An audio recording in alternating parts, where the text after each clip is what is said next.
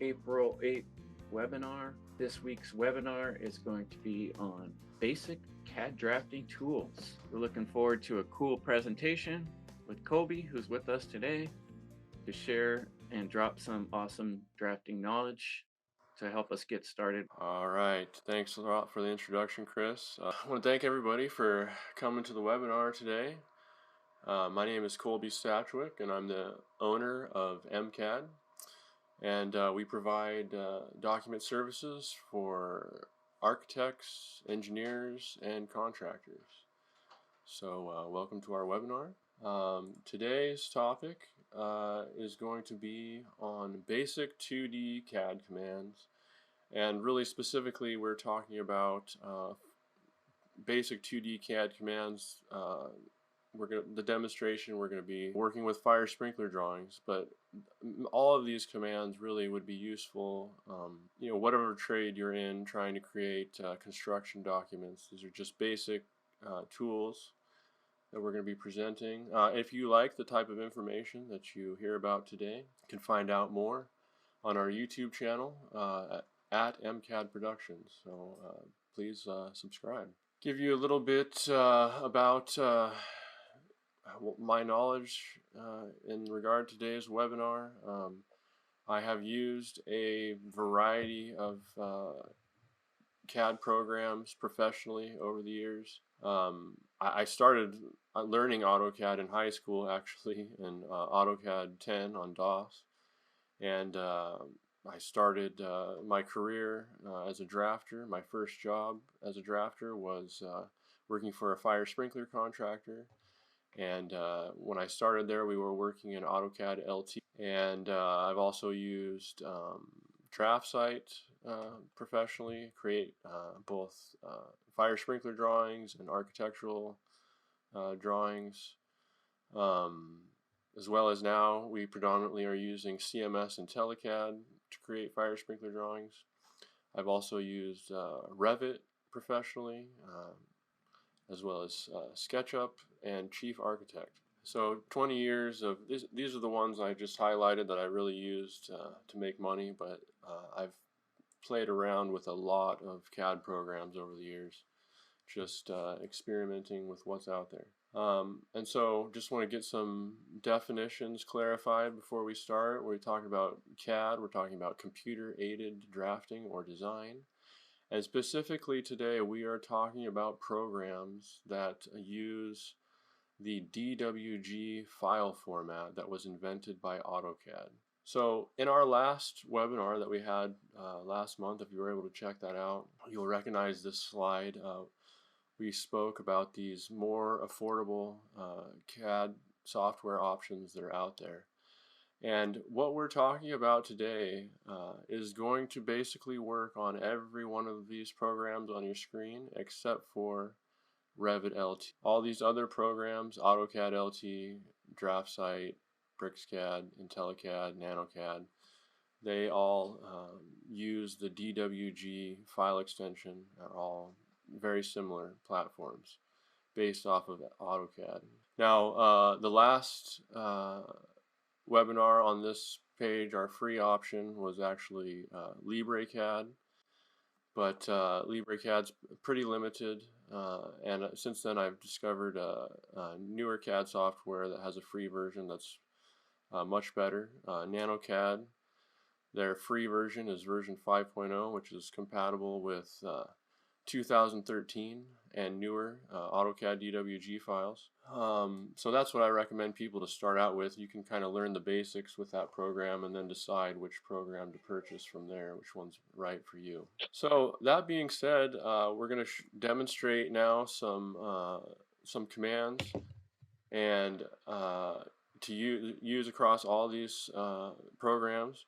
And this part of the webinar is actually pre-recorded, so we're going to go ahead and get that rolling for you now, and then I'll come back after that. All right, for today's demonstration, we are going to be using CMS and IntelliCAD. If you go to their website and go to the store under standalone options, CMS and IntelliCAD PE Plus, that's what we're going to be using. You can get a perpetual license. Supports Revit files as well, besides just DWG. for $329.95, and that's what I've been recommending to people as long as you are on Windows. We're going to go ahead and get started. Here's my template. I have all these set up as saved as 2013 AutoCAD files so that we could set somebody up.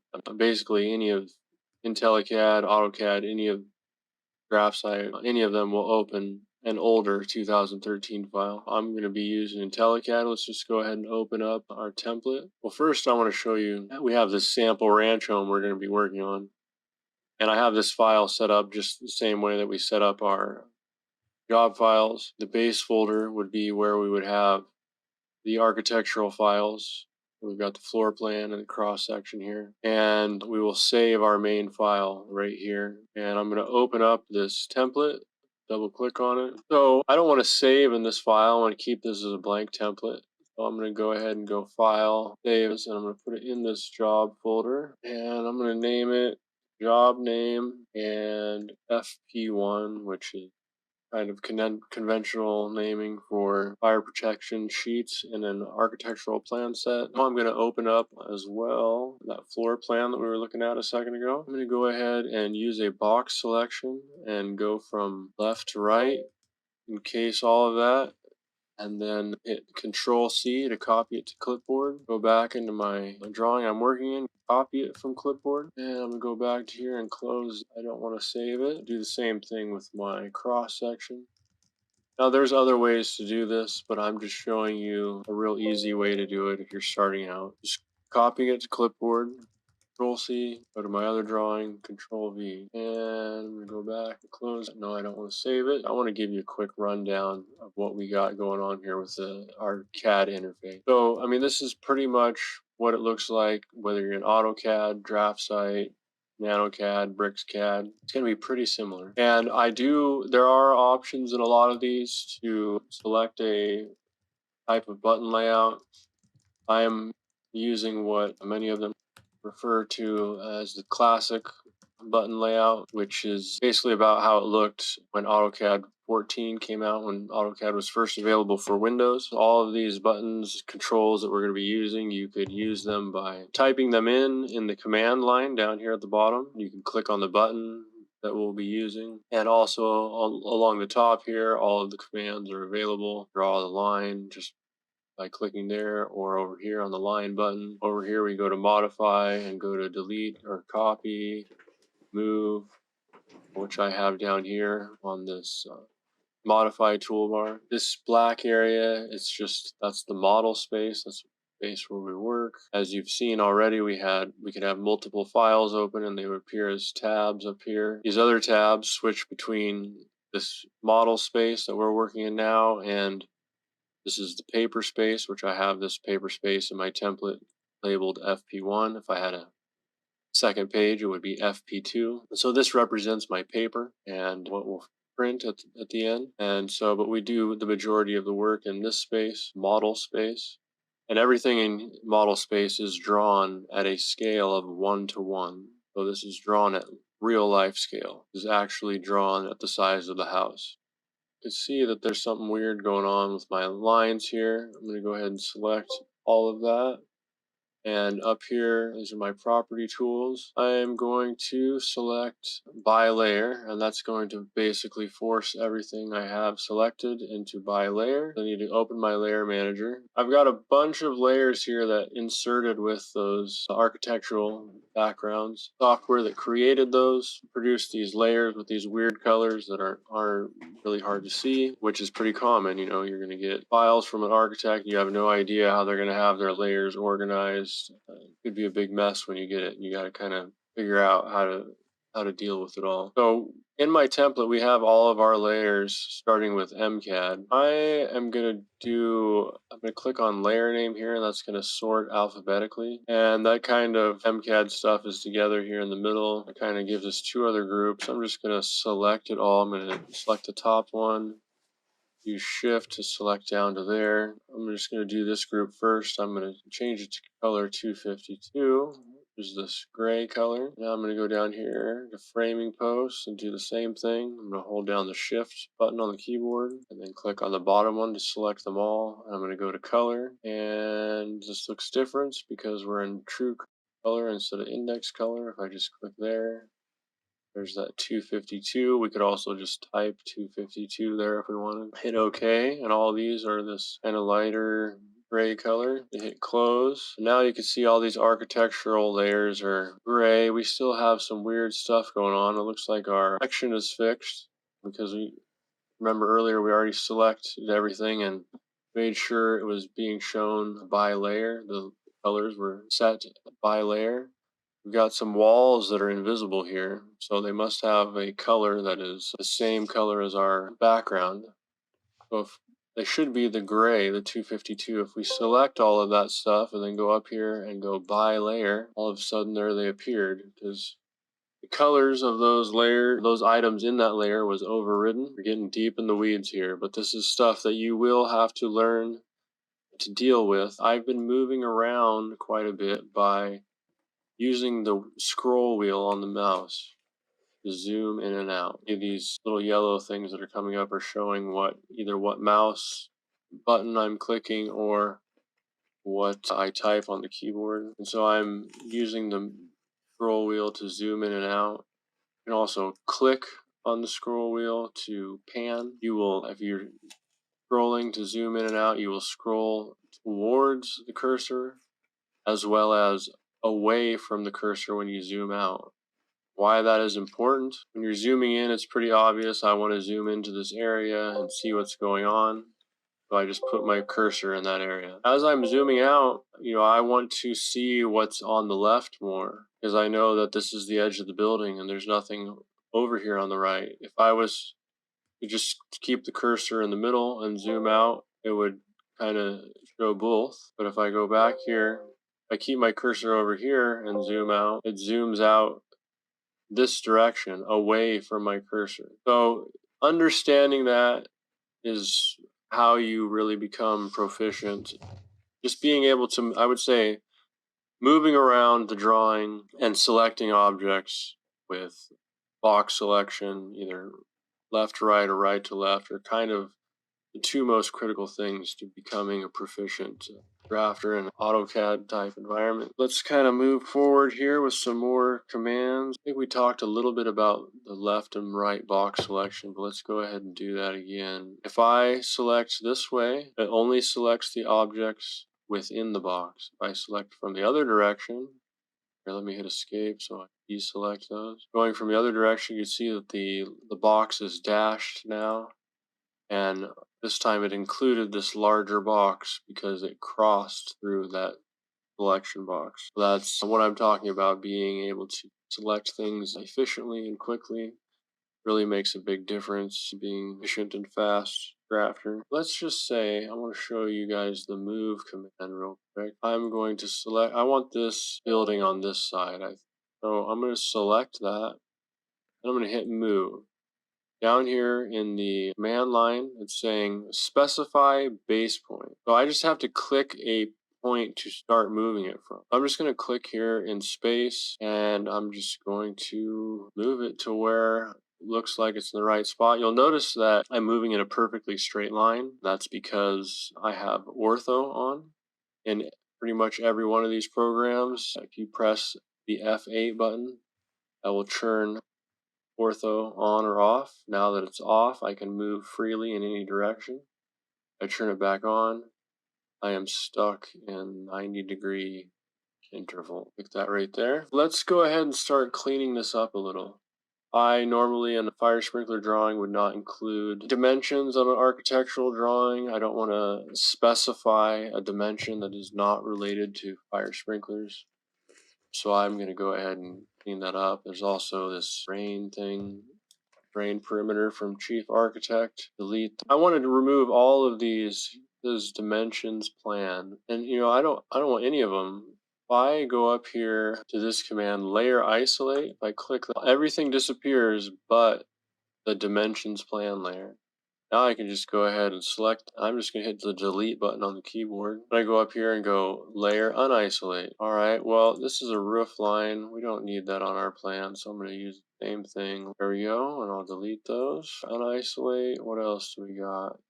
We don't want this camera label, something from chief architect. We don't need door labels. Specify something like that on a fire sprinkler drawing. Also window labels, and select all those and delete. Again, I'm just hitting the delete button on the keyboard. You could also use this delete on IntelliCAD. Backspace also works. But one other thing I'm going to clean up real quick. This is roof thing, the weird chief architect thing. We don't need those sprinklers. Exterior porches and an FBA 13D. All right, so that looks pretty good. Let's see. So the next thing I want to show you guys, I would normally, before I start laying out a sprinkler system, I would copy these notes that I have pre-made in my template. Turn off ortho, F8, put this in a closet. So in NFPA 13, for this section, this is per the 2019 edition, no sprinklers in closets under 24 square feet. I need to measure. So IntelliCAD has this area tool right here. It's very similar in pretty much everything. Other than I will say one of the things about NanoCAD 5 I've been playing around with, the area measuring tool. I was struggling a little bit with to get it to work right. It was when I did finally get it to work, it was giving me the result in inches, square inches. You want square feet, of course. Round it up to 18. Be conservative. So I just double click on the text to edit it, just like pretty much any text editor you've ever used. Click outside of it to complete the edit. Select, copy, and over here, measure this one from corner, corner. And one thing I don't know if I've mentioned yet, you'll see that little square popping up. That's an endpoint object snap. Snaps, you'll be using those a lot. Hit all four corners. I'm going to hit enter now. 11 square feet. Well, it said 10 point something, but I'm going to round it up to be conservative again. Real quick, endpoint snaps. I have them all set here. I have end, midpoint, and center set all the time. Right now I have intersections as well. Actually, let me turn that off. I prefer to have these set all the time. Occasionally I use that one as well. But for the most part, those are the three when I'm doing sprinklers that I leave on. All right, I want to demonstrate. Let's go to the mCAD reference layer. Now, if I go into my layer manager and look at this line, this layer, mCAD reference, over here under print, there's an X through it. This layer will not print. So I use it for construction line. Basically, if I forget to leave something on here, it will, it won't print. It won't show up. I accidentally leave something. So I have a weird system of just finding the center of each room. We're not going to go into that in detail why I do that in this video. I'm just going to show you. I'm going to select this head from a symbol. I'm going to use the copy command. I'm going to snap the center of it, and I am touching the outside edge of the circle and waiting for that center command to come up at the center. Then I click, and I am connected at the center. Now I go over. Now I set a line across all my rooms and put a head in the middle just to start out with, but that's my system. You don't have to do that. I'm just kind of showing you these commands. We just copied the head. All right, now that I have all these in here, you'll see why I'm just going to copy this head from the center, and then I just snap to the midpoints of these lines. Okay, now I want to get rid of these purple lines, so I just select one and isolate layer and delete. And now I want to double check. I want to do this in mCAD reference. I want to make some measurements. I'm in mCAD standard. Now, this is a good reason to leave those architectural dimensions potentially, at least while we're doing layout. That way you wouldn't have to do potentially this, but I'm doing it on this layer that won't print. Matter if I delete these or not. I'm just getting an idea. Am I gonna need to add more than one? Another thing I have, I'll show you real quick. I do have this tool from my guys like we're doing 16 by 16. I can just bring that over. We can just set that there, and that's plenty of coverage, right? And we could also, we could select the head, select the head, and then if I move, I can put in that corner, and now I know this head is, maxed out from that corner. It covers in that room. I can just delete that. Oh no, I don't want to delete that because I accidentally moved it instead of copied it. All right, looks like we're gonna need 4 heads. That's a little ridiculous. This is a different ceiling height. Yeah, we don't need that. We can do 2 and then 2 up here. That'll work out. We're gonna need 2 here this way, 2 this way. I'm gonna go ahead and I'm just gonna move it right on the wall for a second. I use the perpendicular command. I grabbed it, which I'm actually just grab the grip. You can move it in whatever direction. Then I use perpendicular to go straight onto the wall. Now I'm going to grab it again, turn on ortho, go the direction I want, put 8 foot enter because I want to be no more than 8 feet off that wall. My minimum sprinkler spacing for these residential heads is 8 feet between each other, so I'm going to go 48 to the right, copy 8 feet that way. So that's the minimum they can be. I could move them further if I wanted, but I think that probably will work out good with the lights. To do this one the same way. 48 inches, enter. You don't have to enter the inch symbol. Copy, select a base point, 8 foot, enter. It assumes you're going to enter inches. If you're going to put feet, you have to put the foot symbol. Because this head works, but that's kind of weird. If they have like a fan or something in there, that's gonna mess that up. You have to be 3 feet away from the center of a fan. So I don't know, it's a master bedroom. I'm gonna kind of assume that they're going to have something like that and just put 2 heads, rattle, whatever. Maybe they got a chandelier. 8 feet. There we go. So you can see I'm just selecting the head and just grabbing that grip and dragging it.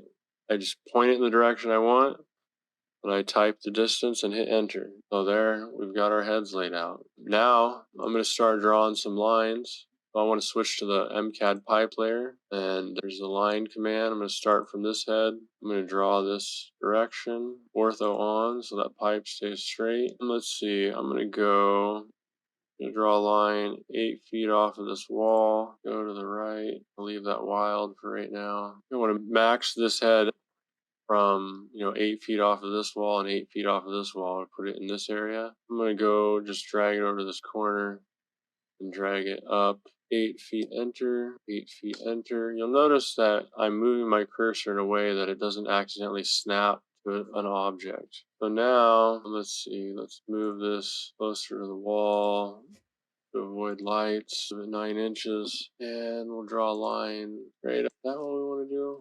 No, no. So I want to max out 8 feet off of this wall, so we'll be close to this pipe. Grab that head, go perpendicular to the sheetrock there. Grab it again, go 8 feet, enter. Okay, yeah, that's good. Grab this line, grab that grip on the end and stretch it out. And draw another line from this head perpendicular to that line, and another one from that head, that line. Hit escape to get out of the line command.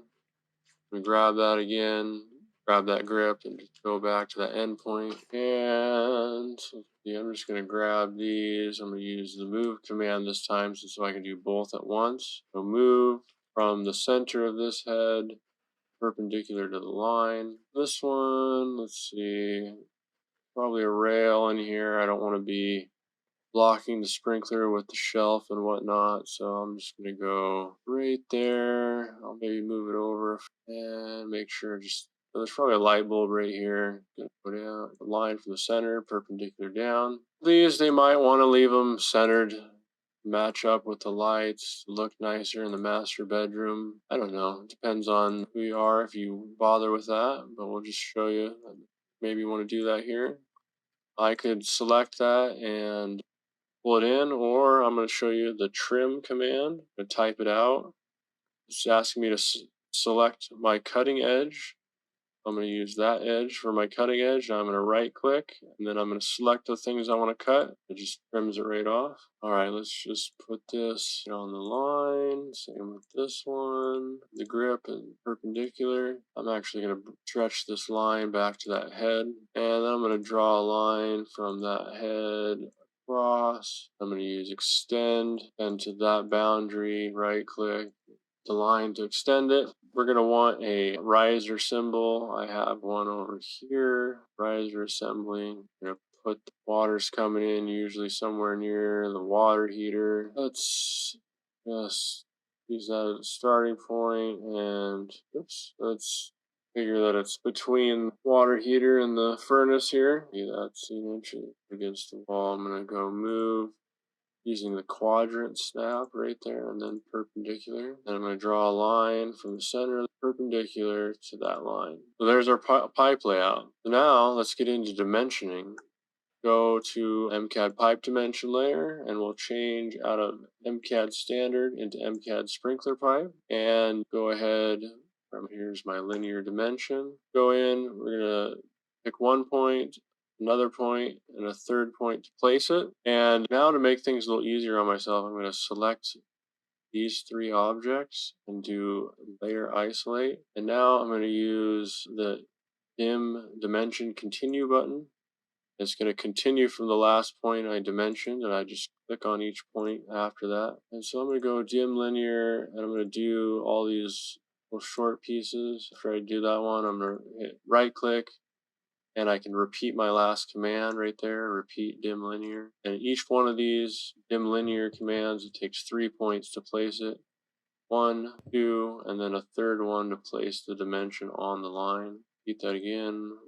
1, 2, 3. I don't do these little short ones like that. I don't bother. And when there's just one thing on it. If it was on a big line like this, I would demand. I just do all the single lines first, because I can just use right click and repeat dim linear. This is going to be a longer one. I'll do dim linear once, start it, place it, and then go to dim continue, and I just click on each point. Wants to keep going, I'm not going to put hangers on. Oh, maybe I will. I'll speed up the video. But this is my little tool for hangers. I don't place hangers exactly right according to NFPA 13D, and this we are designing with CPVC pipe. I dimension all jobs no matter what it is. I mean, not dimension, place hanger ticks according to the rules for 1-inch schedule 40 pipe. And I have a chart right here that shows what the actual distance should be. And when I say for 1-inch schedule 40 pipe, I'm just meaning that I put a hanger 1 foot away from all the heads and intersections. And with CPVC, you're supposed to be 6 inches away from the head. But if we show the hanger at that distance, because of the size of the symbol is way oversized to be visible on the plans, the hanger would basically not be visible. It would just be enveloped by the head. And so we just show the tick marks a foot away, just to give the idea that there are hangers, and the actual spacing is per the table. But so this is the hanger tick, and each one of these endpoints here are 1 foot away. And so I will do each cardinal direction one at a time. I usually start with whatever would be on the riser and move away from there. So, for example, if I go to where the riser is, the hanger I need right there. The other one's needed is that one. So that's all of that direction. Want to just do one more so I can show you another cool trick real quick. We've been using the stretch command to move heads around and to extend piping. But say you decided you wanted to move this head over here, but you didn't want to change a bunch of stuff. You want the hanger to maintain that amount of spacing. You want this dimension to remain accurate. If we do a right to left box select around those items and type in S or stretch, at this point we can just hit enter, or we can click on it right here. And I'm going to click anywhere on the screen in the black area, and now I want to make sure I have ortho on. I'm going to hit F8, and now I can just, move that wherever I want. I'm going to imagine I wanted to move it over 18 inches, so I'm just going to type in 18, enter, and the hanger moved with it. The dimensions automatically adjusted. We can do it over here as well. Select it, stretch 18, and everything just moved and adjusted automatically. That's a pretty handy command. Let's see, what am I missing here from our list? Oh, one other command that is handy that you may need is the mirror command. This is our section callouts we use in our template. Say I only had one pointing one direction and I needed the other. I could just select this and then use mirror. And now I have to draw a line, which is the mirror line. And I want ortho on so that it perfectly mirrors that direction, across this vertical line. I turned ortho off, you can see what can happen here. It's very important that we keep ortho on. I'm going to click. Now it's saying, do I want to delete the original? No, I don't. No is the default selection, so you can just say enter. Now I've got a mirrored copy of that. Okay, the next thing we want to go to is briefly talk about paper space. And this is, our final paper we're going to print. We're looking at these details that are on the top of the page here were in model space over here. And so this is just a viewport looking into model space.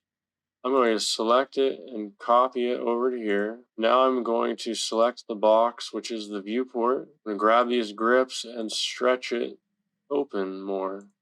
And now you can see our model space where we were working behind it. And I'm just going to work this around my view until it looks the way I want it to put into my drawing.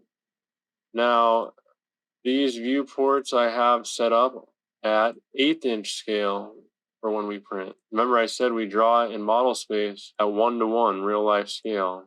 We can't print it like that, right? So this is 1/8 inch scale, and you can tell that looks a little small. I think we could fit one at 1/4 inch scale. So I'm just going to copy this over here, and I'm going to right click, and over here in the properties panel, down here towards the bottom, you can see up at the top we have a viewport selected, and this is giving us properties about the viewport. And it's telling us down here that the display is locked and the scale is 1/8 inch. We want to unlock the scale, so hit no, and now we can change the scale to 1/4, and now I'm going to lock the display again, and now I'm going to stretch these out, and now that'll fit on the page. 1/4 inch scale. We can just position it the way we want. So now I have in my template these head legends. We have a head legend for Senju heads, reliable heads, and Victaulic residential heads already preloaded. If you let me know what specific residential heads you use, we can get the information preloaded in here for you. But on each one of these, we have one that's set up for a 1/4 inch scale and a 1/8 inch scale. And the reasoning before is that the head symbol will appear twice as large when we're at 1/4 inch scale, and also this visual scale is twice as large. And this visual scale is something that's required by actually, now that I think about it, I don't even think 13D requires it, but 13 requires it. That's why we have that in our template. All right, so let's go ahead and we'll copy this up here. And I have a couple of different head symbols on here. Any of this text, again, if we want to edit it, if I have multiple floors, I'll put, main floor fire sprinkler layout, that type of thing. Now, here on the text here below, we never use this symbol. So when I do my count, what this is the higher temperature head. If we had like a little closet that had a water heater in it, we might want to use a higher temperature head, or like a closet with washer and dryer combo. So since we didn't use it, you could just leave this on here and put 0 for the quantity. If you wanted to remove it though, we could modify this. I'm going to show you how it can be done quickly. We can just remove that stuff fairly quickly. Now we're kind of stuck with these tails. It is a little bit confusing possibly having this line behind here, but that's just to show you guys. That line there not affecting anything we do. That's behind in the viewport. But anyway, now to trim these all off quickly, I'm going to use the trim command. I'm going to select this for the cutting edge, and then I'm just going to do a box selection from right to left. Oops. I forgot to right click first. Now they're all cutting edges, but it won't matter. I just trim all those off. Okay, now let's put it up there. One other command that is very useful that I'll show you with this north arrow. You might want to have a different north, so we can use the rotate command. I'm going to select the center and I want to turn off ortho. Do something like that. And let's see. We covered stretching the viewport scales. Oh, let me show you also. Let's say we wanted instead to add another line. Maybe we needed another head. Let's show you how I do that real quick. We don't want that head symbol because it would be a different symbol, but I want all this stuff. So I'm going to select all this text and we'll just double click on it to change it. Well, this line we'll select. Now I'm going to copy from this point to this point. So now we've got information for another head, and we could just double click on this, make it a different model number, change this information. But now we can use the extend command. I'm going to select this cutting boundary edge, I guess.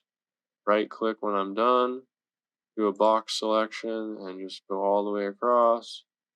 And there it goes. So that's extend. All right. The last thing I want to show you is printing to PDF. Now, part of this is how this template is set up. Just before we print, we go into layers, layer manager, and we select all our colors and we change them to white. And even though it's white, it's actually black. We'll just make our stuff print nice, stand out from that gray background that we make everything else. I'm going to go to the print command, and in here we have selected the DWG to PDF, PC3. I've got an arch full bleed D 24 by 36 piece of paper. Full bleed just means that it orients the paper as if we could print to the extreme edge. And in landscape, it's printing the layout. I've been using so many different CAD programs now lately that they're all a little bit different. It should say here somewhere, but I'm not seeing it, that we are printing. Oh yeah, right here. We're printing the layout, which means that it's going to print everything on this white space back. So you could preview it if you want, show you what it's going to look like ahead of time. I will name it prelim, and the letters reset every day, but at the beginning I put 24. I am re-recording this a few days before the actual webinar. Today is the 4/3, but that's how I would name PDF, preliminary, whatever, when I'm printing PDF. I'm going to go ahead and hit OK. At this point, I would hit undo. It says undo print. It really did not undo the print. That was the last command we did. I'm going to hit it one more time, and I honestly don't know what that is. I'm going to have to hit undo again, and there's basically I just go back to this Explorer. That was the layer Explorer that I opened up and changed the colors on. I'm going to hit save, and see, here's our PDF we just created. You see we got nice bold black lines over a lighter gray background. All right, back to our live presentation. Now, I realize that was a lot of information, and so right now you may be feeling this, you may resonate with this picture, but I assure you that learning these programs without any guidance is a much bigger fire hose, and we are trying to narrow it down to the most basic information that you need as a fire protection contractor to be able to learn how to produce drawings for submission to your local authority having jurisdiction. So, how can we help you do that? Do you have any questions about the process? Now is the time if you do. So, I'm gonna go ahead and take my share screen off. Let's see here. Oops, gotta get my camera back on here. I came across a couple questions. Colby, can you hear me? Yes. Let me adjust my volume a little bit here. It does seem a little bit low. Go ahead. When you were changing the colors on the layers, before we print, I feel like I wind up changing mine to black, the 250. But this time I heard you say, I'm going to change it to white, even though it's black. Why do I have some confusion there? Does that make sense? Well, that's because it is a little bit confusing. It's because when we're working in the model space, the background is black, and we set it to white, so it's the contrasting color. But when we switch to the paper space, it automatically inverts those two colors, black and white. And so in the model space, it appears white, but when we go to the paper space, which is how it will appear when we print, it is black. I So mean, I you don't know. could tell on that preview screen when you change it, right? So either way, Yeah, you can confirm that you have it correct. Okay. that's right. But that is totally a little bit. I can see there is some. It would be confusing. Yeah, it's kind of like it's still a little perplexing. Maybe it'll make sense over time. And the 252 is just, I've experimented with every gray for putting the architectural background behind our stuff to make our stuff pop a little better, Uh-huh.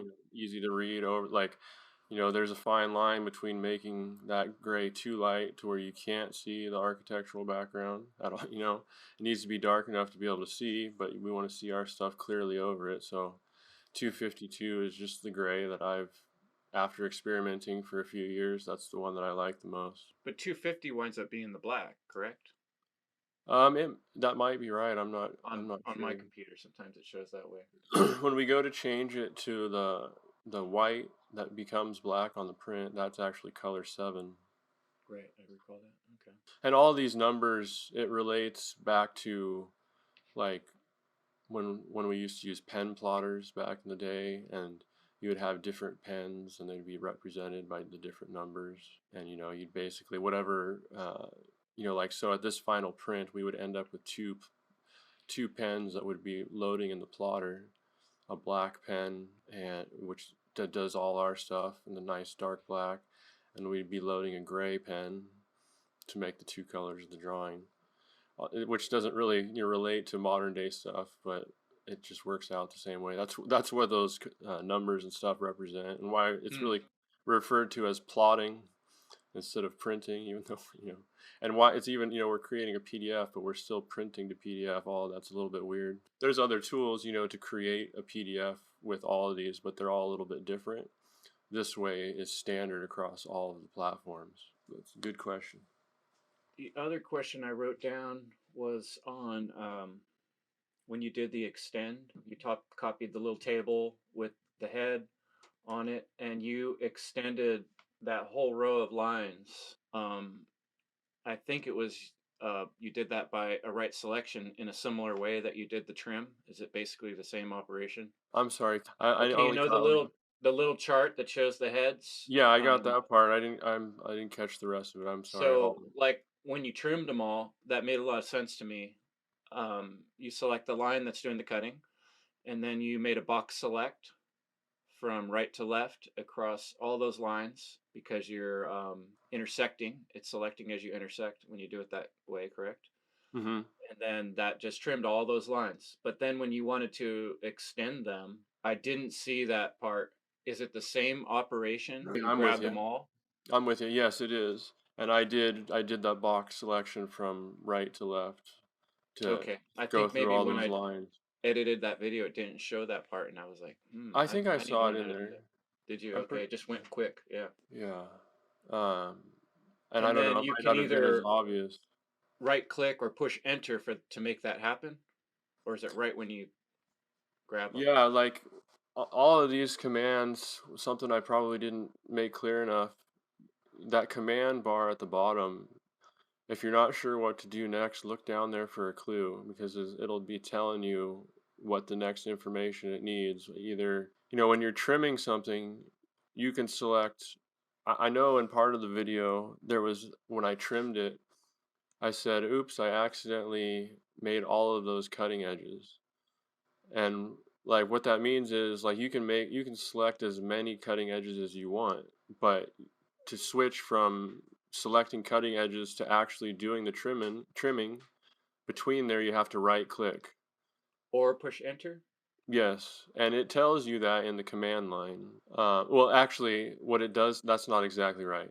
What it tells you is, like, at that point, it would tell you in the command line that it's in the mode to select cutting Yeah, it'll edges. say select Yeah, cutting and so edges or to get whatever, it right? to get out of that, to get it to say select trim edges, you have to hit enter or right click, and then it'll switch over. So you have to be, tentative to what that command bar is saying. But a lot of times, if you're not real sure of what to do, you can look at that and it'll give you a clue at what you need to do. Something I would like to go over maybe in a future video is one thing I was struggling with a little bit when you have quite a bit going on and you want to cut some specific things, kind of like that. Let's say that table was on top of a bunch of other lines, and you want to isolate and then cut out what your section of what you're isolating and then unisolate. And going back and forth between those two functions, I was fumbling a bit last time around. It was a little difficult. So that's something that maybe we can make a note of and cover more in Yeah, the and you know future. what? I think we have time if you want. I think we can do a live demonstration of that. Ooh, that sounds exciting. Let me open up my IntelliCAD in the background here. Let me think of a good. It was a great video, though. Thanks, Colby. Yeah, no Every time I problem. watch those, it reinforces things, and I'm feeling more confident about how everything works. That's awesome. Okay, so let me see here. Let me share my screen again. Okay, so are you seeing that? Yeah. Okay, cool. So you're saying like this is like we could just make this stuff kind of disappear, Yeah, like isolate a layer. let's say that whole thing accidentally got plopped down right in the middle of the drawing, and we were just trying to get it out of there, and then you decided, "Oh, I want to eliminate some of that so it would be easier to isolate that layer." You know what I I mean? see what you're asking, but I'm not sure it's going to work that great in this situation, but let's try it. Because some of the stuff in the background is on these same layers. So Mm. let's try it. Here's the layer isolate, and the majority of the stuff disappeared. These heads are Whoa, on the same layer. had you already selected Yeah, I something? just did it while we were talking. Let me go back and show you. So I just did a box selection. And now in this situation, it's really easy because this is all this, none of this stuff is actually here on the background. It's in a viewport. Mm-hmm. So if I just do a box selection, it's not going to select any of that stuff. And Oh, okay. that may be a little bit hard to wrap your head around when you're first learning dealing with these viewports. All of the stuff that you see in that window is in model space, and that's where we modify it. Sure. Just this little bit of text in this box I have in the paper space to put the title on it. I think we could demonstrate more what you're talking about.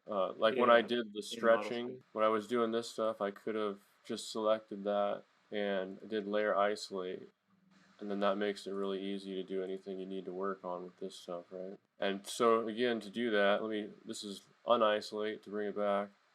So you just select the items you want. Like I grabbed the line, a head, and then I want that dimension.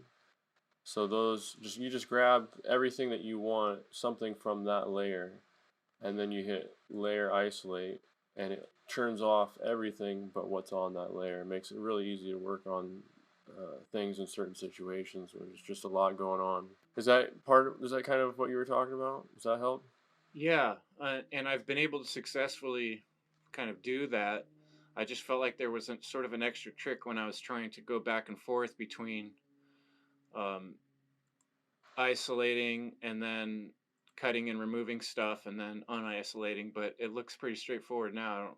I'm having trouble remembering what my frustration was. Well, again, it's like drinking water through a fire hose at the beginning. It Yeah, is overwhelming. That's how learning is at the beginning. But that's pretty straightforward though. But that's a good demonstration to share with people. Just how to make it easier to you can select four things, right? But you're oh actually yeah, as selecting many things as you layers. That's want. important to know that if you're selecting things that are of the same layer and you isolate them, they're still all going to be there. That's right. Yeah, exactly. The isolate is a layer isolate, and so whenever we click, it's going to layer or isolate everything on that layer you selected. So there I did just the head. We can do the head and the hangers, and that's, just all the hangers show up. This is probably bad practice, but it's this riser symbol is drawn on the head layer, and so, that's showing up even though it's not a head. We could change that. That's probably an improvement we could make. But something that's handy that a lot of guys don't know about too, like just to like say you want to do like say you wanted to count the number of heads on the job. Well, we've got the head there. If I layer isolate it, all I got to do now, I know that there's one that isn't a head. If I just select all of these now and I can hit copy or delete. It might be scary to hit delete, but I'm going to do it. Hit delete, and it just says 14 were found. And I know one of them was not a head, it was a riser symbol, so that means there's 13 heads. Now, even though I deleted it, if I just use the undo command, which is up here, or I can hit Control Z, and that just brings them all back. But that's a real easy way to count, heads and things like that. Now, if you wanted to use it to count your hanger ticks, you would have to make sure that you had your hangers done accurately, which isn't that big of a deal. So does that, let's see. That's a cool tip, the counting the sprinkler heads. Nice. Hey, Chris, how you doing? Not bad. Yeah, I didn't know about that. Awesome. Yeah, cool. So that's what we're trying to put together here is just as many of these kind of, stuff that would be helpful for a fire sprinkler contractor because there's really so many things that these programs are capable of. It's cool, but it can be super overwhelming. We really just used a handful of tools, even though it was a lot.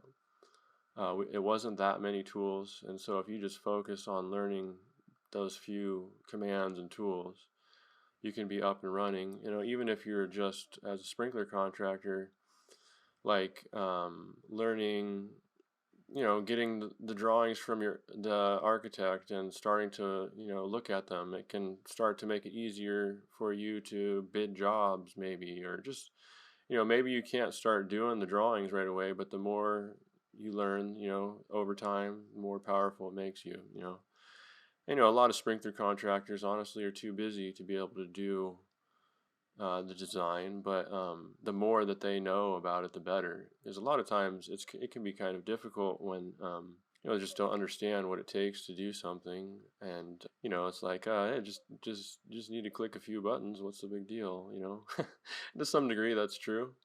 But a lot of that is because of like a lot of the things that you saw in my template today is stuff that I've built over the last 20 years of doing this. If you were to try and build this out of the box without any knowledge, it would take you some time. I don't know if that helped and answered your question. Probably went off tangent a little bit there. No, that's good. Very good Good. presentation there. Yeah, I'm great. still having like issues with trimming. That's using my trim button. Okay, cool. Well, we'll give everybody the link. This webinar is going to be available on YouTube, so you can kind of pause it, different spaces, and rewind it, and watch stuff over again. We really went through a lot very quickly, which I guess is good because it's like a condensed little library of stuff. So, how long is that actual video? You could see kind of like it was cutting through, The part that's or about like how long was the process to? I mean, it was a trimmed down video, but He recorded what was it, close to 50 minutes, Colby, and then we cut it down to 33. I think it was 58 minutes. Yeah, so yeah. we cut quite a bit out.